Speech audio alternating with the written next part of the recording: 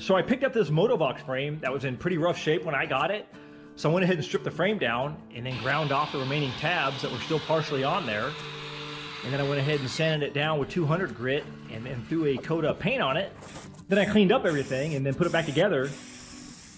So far we have some mag wheels on here from GoPowerSports, and then their Ultimate Street tires.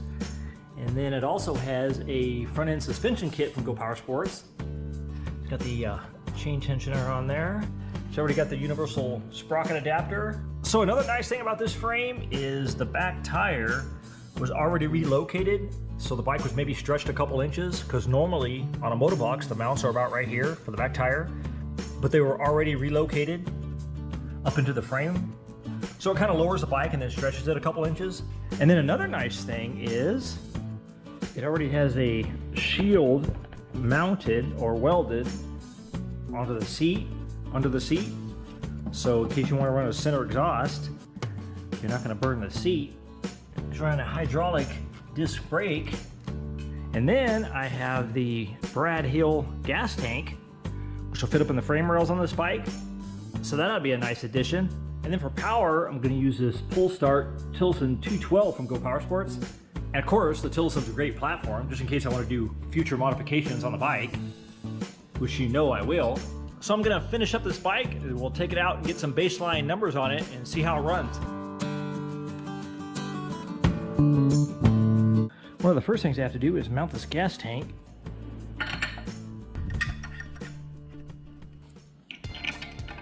Yeah, it's kind of cool the way it sets up in there. All nice and tucked. I like the way it contours the frame down here. So there's the tank. So now I'll throw the motor plate on the engine.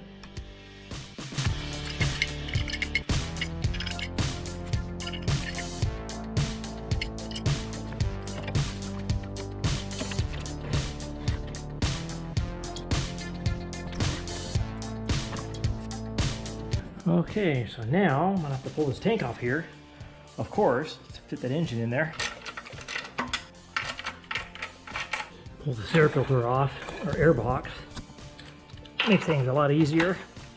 Get that fuel line off there.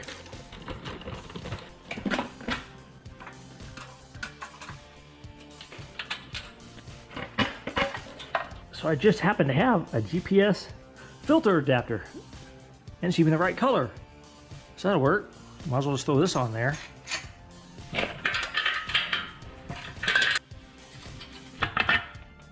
But there's one thing that I just thought of that I might not be able to use actually, because this tank sticks down so low. I'm wondering if I'm going to be able to use the angled motor mount on here, or at least the bottom of it, the base. Maybe I'll only be able to use the aluminum plate, possibly. Because if you look on here, it looks like they already had it drilled for a plate. Yep. Yeah, it looks like it'll hit right there. So, not a big deal. I just won't use the base, so the back of the engine won't be raised up, which might mess with the exhaust a little bit, so we'll have to see on how the exhaust comes out.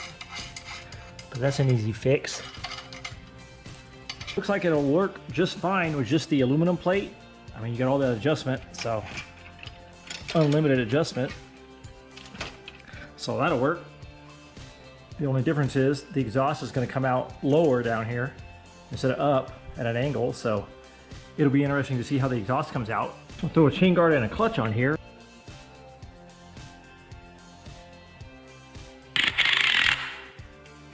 So the clutch on this thing, the clutch that I have lying around here, is a 10-tooth Max Torque Racing clutch. So that would make this bike a 5.8 to 1 ratio, 58 on the back and 10 on the front. So that should put it right in the ballpark, because the average mini bike is around 6 to 1 ratio. So that should be just about right. The only thing with these clutches is they don't have a bushing, so you have to run anti-seize or make sure it's lubed all the time. And I think if you go up to the 11 tooth from the 10 tooth, then I think that one has a bushing.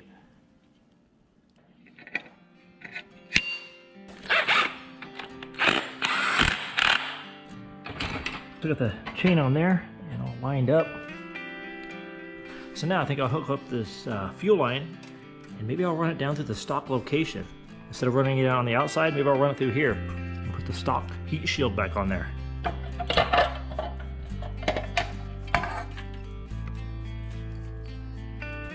that'll work. And now I will hook up my kill switch. Throw a piece of shrink wrap on here. Use these solder joints that solder and shrink wrap at the same time.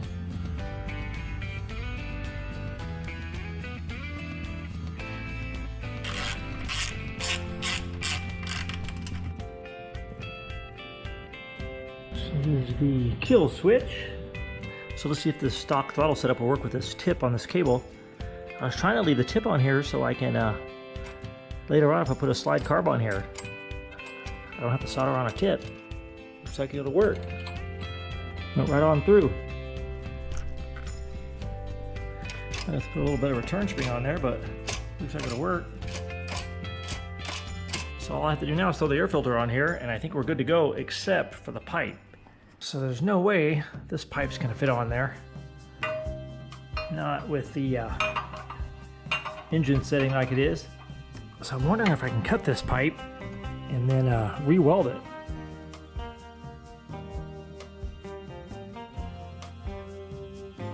Okay, so I got the pipe all cut up in multiple pieces. So I figure I can mock it up on this engine and then kind of make it come out in the center here. Just weld these two together.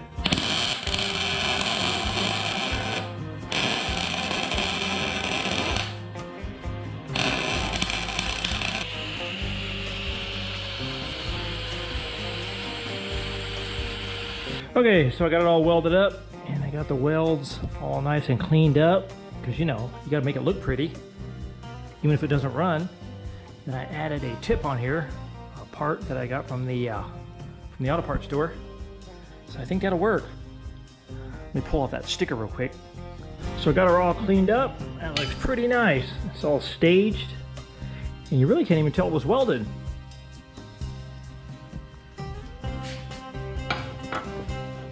She comes out right down the middle.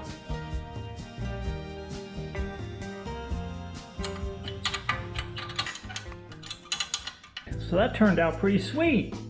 That thing looks pretty nice.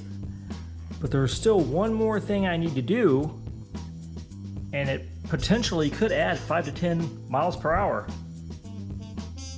So I notice a lot of these channels will leave 5 to 10 miles per hour on the table with one of these bikes, and instead they'll buy all this expensive equipment to build these bikes when all you really need is to know the tricks of the trade. So the first thing you do is you pull off the sticker, and then you add the proper sticker, and you got to make sure it's level. Okay, there you go.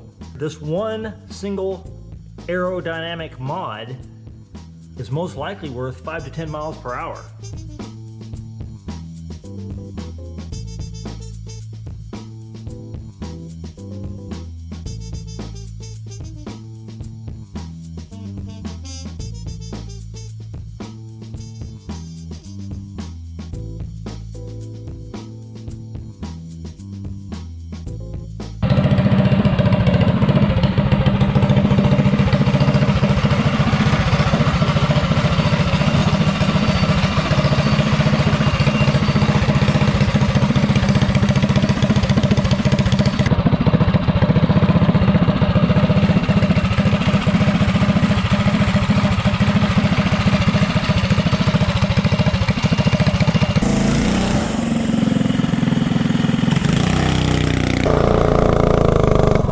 This thing's got a pretty quick takeoff. I think its clutch engages around 3,000 RPM or so.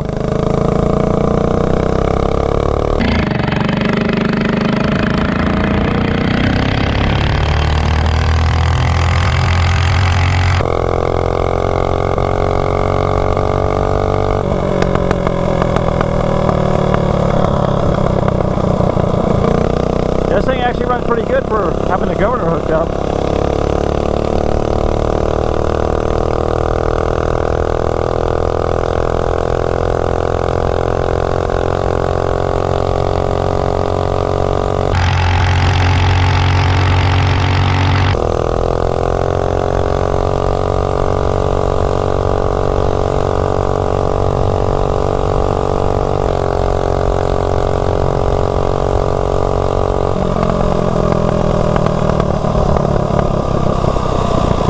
Yeah, this thing feels like it'll get to 0 to 30 pretty quick with this clutch on here. Let me knock out a 0 to 30 real quick.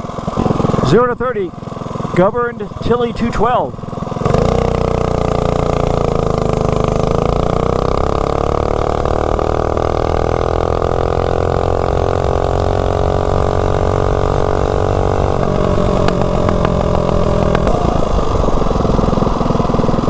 Let me see what I did. 3.90. So it was already into the threes with a stock Tilly 212. A 3.90. Let me try that again.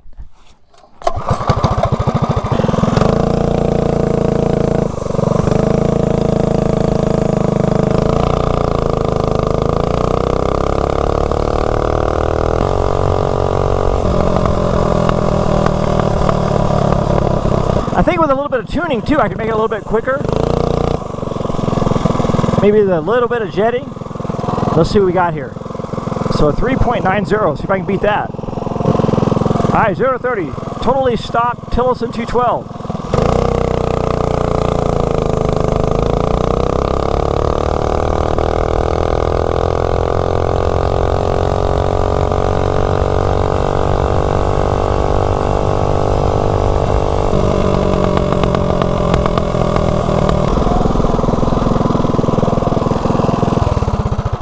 Yeah, this thing's actually pretty quick, but it's got that 10-tooth clutch on there too, helping it out. 3.93, so a 3.90 and a 3.93.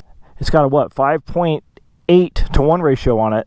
So the top speed's probably not going to be that good because it's governed, but I'll do a top speed anyway.